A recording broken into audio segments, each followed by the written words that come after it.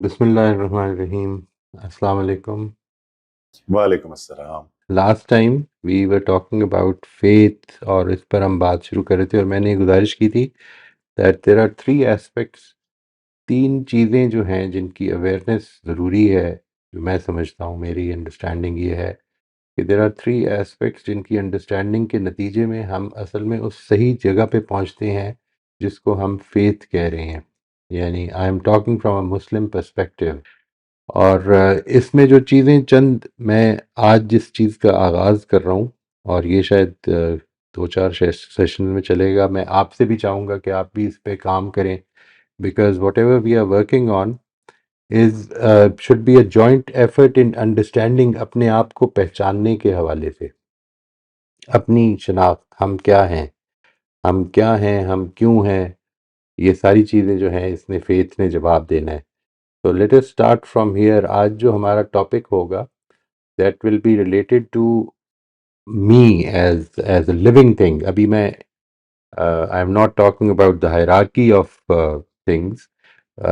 جو چیزیں موجود ہیں ان کی ہائرارکی کی بھی بات نہیں کر رہا ہوں. میں ابھی یہ چاہتا ہوں کہ ہم صرف ایک بحیثیت ایک جاندار کے، یعنی اس پلانٹ پہ ہم ایک جاندار کی حیثیت سے کچھ دوسرے جانداروں کے ساتھ رہتے ہیں. یہ جو ایسپیکٹ ہے اور اس کی وجہ سے ہم زندہ ہیں، سب سے پہلی چیز تو یہ ہے. یعنی اپنی پہچان کا جو ایلیمنٹ ہے وہ سب سے پہلا تو یہ ہے کہ اپنے حیوانی وجود ہی کو سب سے پہلے پہچان لیں کہ اس کی سسٹیننس جو ہے، اس کی مینٹیننس جو ہے یہ ہو رہی ہے. یہ ایسا نہیں کہ یہ بس اب ہے تو یہ الہی ہے، یہ اپنے طور پر زندہ ہے. یہ زندگی دیے جانے کی وجہ سے زندہ ہے. It is been given life and the life that it has been given is being sustained as well. ان دونوں چیزوں کو like every other creature on this earth. میں یہ چاہتا ہوں کہ اس کو تھوڑا سا ہم ایسے ہی بہت بریفلی آج ٹچ کریں گے. اس کا تعلق بنیادی طور پر اس انوائرمنٹ میں جس میں ہم جی رہے ہیں، اس انوائرمنٹ کو سمجھنے سے ہے.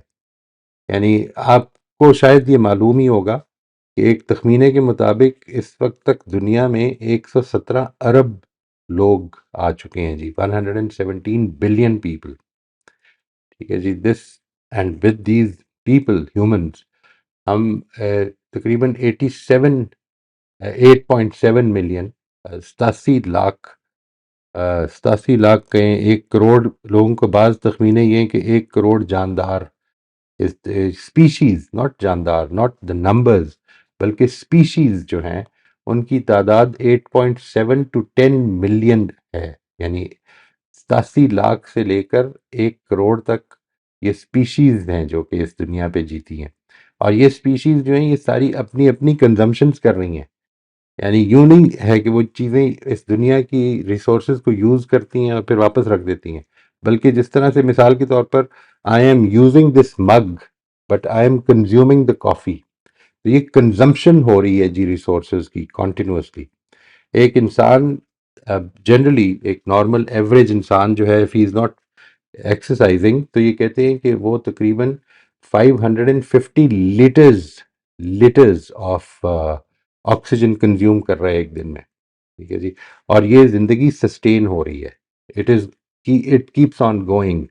یہ ایک ایسا سسٹم ہے یہ دنیا. اگر آپ دیکھیں یہ چھوٹا سا گولا اس پوری کائنات کی انفینٹ محدود لامحدود قسم کی جو کائنات ہے، اس میں ایک بالکل چھوٹا سا گولا جو ہے یہ ایک ایسا سیلف ریجوینیٹنگ سسٹم ہے کہ جو انرجی باہر سے لے رہا ہے. اور اب کلوز سسٹم ہے یہ. ایکچولی دو قسم کے سسٹم ہوتے ہیں. ایک اوپن سسٹم ہوتا ہے. اوپن سسٹم اسے کہتے ہیں کہ جو انرجی اور میٹر دونوں ایکسچینج کرتا ہے. اور کلوز سسٹم وہ ہوتا ہے جو صرف انرجی ایکسچینج کرتا ہے لیکن میٹر نہیں ایکسچینج کرتا. مثال کے طور پر اگر آپ نے ایک پریشر کوکر کو چولہے پہ رکھا ہے تو انرجی باہر سے لے رہا ہے، ہیٹ باہر سے لے رہا ہے، لیکن وہ میٹر کچھ نہیں باہر دے رہا. ٹھیک ہے. تو یا اگر کچھ دے بھی رہا ہے تو بہت نیگلیجبل ہے. اسی طرح سے دنیا کے بارے میں، اس ارتھ کے بارے میں یہ کہا جاتا ہے کہ یہ کلوزڈ سسٹم ہے. اور کلوز سسٹمز کے بارے میں جو second law of thermo dynamics ہے وہ یہ کہہ رہا ہے کہ دے گو ٹورڈز ایٹروفی، یہ ختم ہو جاتی ہیں. ٹھیک ہے جی. یہ سسٹم ہے جس میں کہ کنٹینیوسلی لوگ آ رہے ہیں، چیزیں آ رہی ہیں، مختلف مخلوقات آ رہی ہیں، وہ اپنی اپنی ضرورتیں پوری کر رہی ہیں اور پھر یہاں سے چلی جاتی ہیں، اور جب وہ چلی جاتی ہیں تو ایسا نہیں کہ وہ نمبرز کم ہو جاتے ہیں، وہ نمبر شاید پچھلے سے پہلے سے زیادہ ہو جاتے ہیں۔ ایک ایسا سیلف ریجوونیٹنگ سسٹم ہے کہ جو انرجی سن سے لے رہا ہے۔ اس کے بارے میں یہ کہا جاتا ہے، بڑا مشہور ہے یہ فریز، آپ نے سنا ہوگا کہ یہ گولڈی لاکس زون میں پایا جاتا ہے۔ یہ گولڈی لاکس زون، یہ جو دنیا ہے، یہ جو ارتھ ہے، یہ سن سے اتنی دور ہے کہ جس کے نتیجے میں زندگی کریٹ ہو سکتی ہے۔ یہ انوائرمنٹ ایسی ہے کہ یہاں پر جو 8.7 ملین سپیشیز کی میں بات کر رہا ہوں، یہ اصل میں ان میں سے سوائے ایک سپیشی کے جو انسان ہے، باقی ساری سپیشیز اصل میں اس انوائرمنٹ کو کنٹریبیوٹ کر رہی ہیں۔ یعنی ایکو سسٹمز ایسے کریٹ کر رہی ہیں کہ جس کے نتیجے میں زندگی سسٹین ہو سکے، زندگی فلرش کر سکے، زندگی مینٹین کر سکے۔ یہ سسٹم بنا ہوا ہے جس کے اندر اور انسان اگر دیکھا جائے تو جب تک کہ وہ کانشیسلی اس کی ایفرٹ نہ کرے، باقی ساری چیزیں جو ہیں، یہ 8.7 ملین اگر ہیں، یا 1.2 ملین آج تک آئیڈینٹیفائی ہو سکی ہیں، اور باقیوں کے بارے میں ابھی پتہ نہیں ہے کہ یہ کدھر کس ہیں، لیکن اتنی ہیں، یہ خیال ہے لوگوں کا، یہ تخمینہ ہے۔ تو یہ جو اتنی ساری سپیشیز ہیں، یہ جو کچھ کنزیوم کر رہی ہیں اس کے ساتھ ساتھ اپنی نیچر میں اصل میں انوائرمنٹ کو کنٹریبیوٹ کر رہی ہیں۔ یہ جو کنٹریبیوشن ہے، یہ سوائے انسان کے، انسان کوئی کانشیس عمل کرتا ہے تو کوئی پارک بنا دیتا ہے، یا کوئی کوئی ایسا کام کر دے کہ جس سے سیف انرجی پروڈیوس ہو جائے، تو ہم بڑا کانشیس ہو کے تو یہ کرتے ہیں۔ ادروائز اپنی نیچر میں ہم صرف کنزیوم کر رہے ہیں۔ اس چیز کو آپ نے سامنے رکھا ہے۔ اس میں جتنی بھی چیزیں ہیں، ان کی ایک تو ہے جو ریسپریشن، ان کی جو لیونگ کی ریکوائرمنٹس ہیں، وہ ساری پوری ہو رہی ہیں۔ ساتھ ہی ساتھ اس دنیا کے اندر جو، اگر مثال کے طور پر، میں بچپن میں کافی پریشان ہوا کرتا تھا اس بات سے کہ یہ 71% اٹس آل واٹر، سارا کا سارا پانی ہے، 71%۔ اور پانی بھی ایسا پانی کہ جو یوزیبل نہیں ہے ہمارے لیے، یعنی جب تک ہم اس کو بہت مہنگے پروسیس سے نہ گزاریں اور اس کو پروسیس نہ کریں تو وہ ڈرنکیبل نہیں بنتا، وہ ہمارے لیے پلانٹس کے لیے یوزیبل نہیں بنتا، اس کا کوئی فائدہ نہیں ہے۔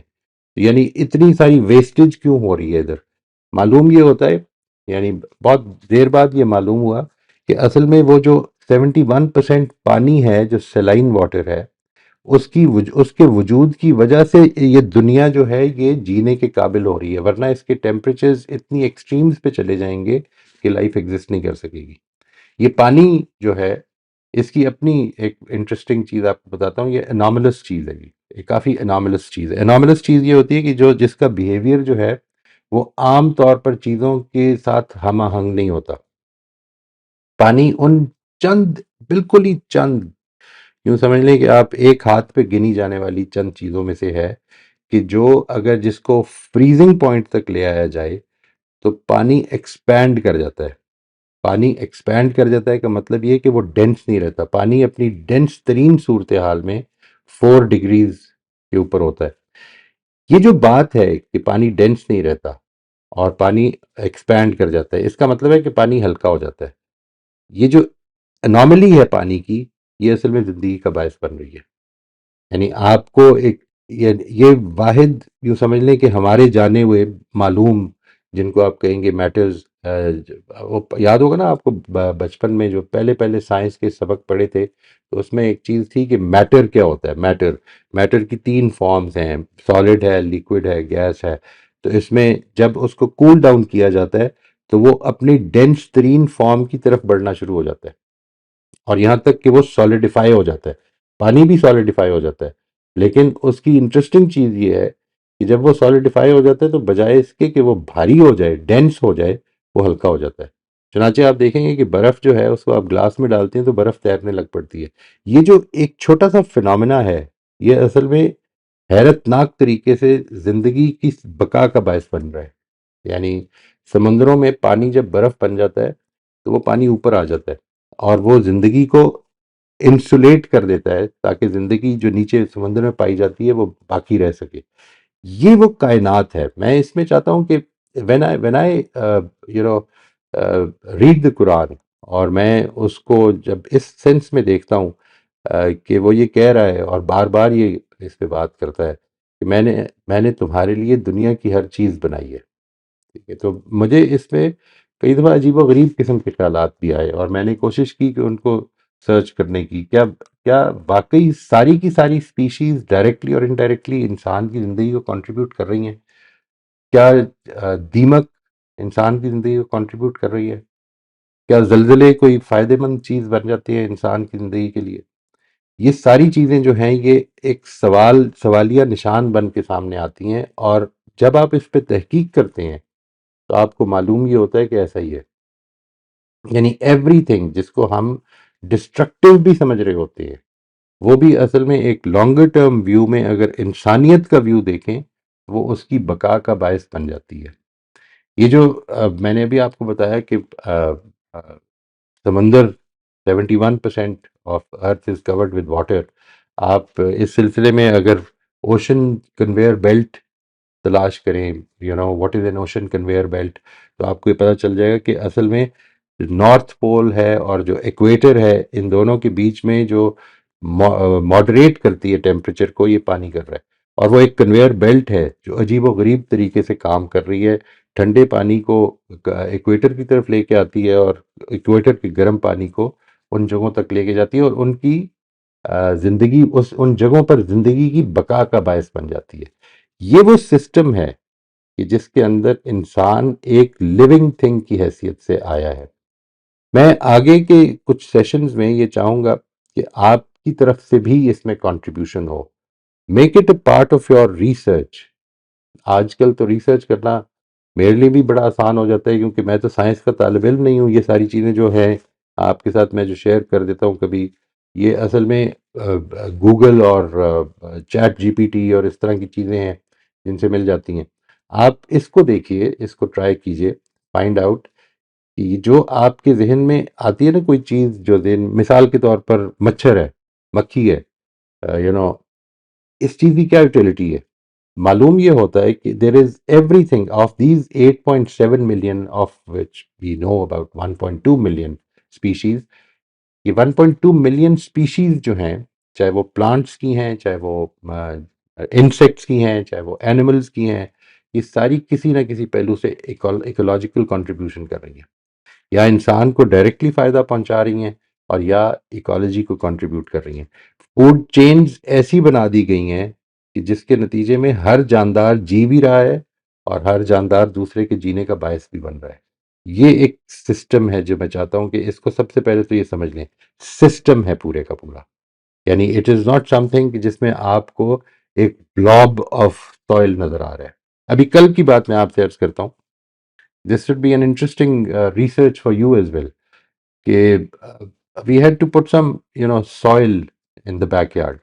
اور ایک ٹریکٹر سوئل کا، ایک ٹرالی جو ہے وہ سوئل کی منگوائی. تو I was talking about these things to my son, with my son and my children, my daughters are here. So ان سے بات ہو رہی تھی، اور وہ بات کرتے ہوئے میرے بیٹے نے یہ کہا کہ وہ جب ٹرالی آئی تو میں یہ جو باتیں ہم کر رہے تھے، مجھے ذہن میں یہ آیا کہ یہ مٹی ختم کیوں نہیں ہوتی. یہ بھی ایک سوال ہے، اس کو بھی دیکھیے کہ مٹی کیوں نہیں ختم ہوتی. مٹی ایک بڑی اسینشیل چیز ہے. یعنی مٹی ختم ہو جائے گی تو پلانٹس ختم ہو جائیں گے، پلانٹس ختم ہو جائیں گے تو فوڈ چین ساری کی ساری ختم ہو جائے گی، اور فوڈ چین ظاہر ختم ہو جائے گی تو اس کا مطلب یہ ہے کہ انسان زندگی ختم ہو جائے گی. تو یہ اس ایسپیکٹ کو سب سے پہلے تو یہ سمجھ لیں کہ ایک ایسا شاندار نظام ہے کہ جس کے اندر زندگی نہ صرف یہ کہ سسٹین کر رہی ہے، بلکہ وہ آگے بڑھ رہی ہے. اور خاص طور پر اس میں یہ جو سپیشیز ہے جس کی کوئی کنٹریبیوشن نہیں ہے اس پورے کے پورے ایکولوجیکل سسٹم میں، اس کی زندگی تو بہت ہی شاندار طریقے سے آگے بڑھ رہی ہے.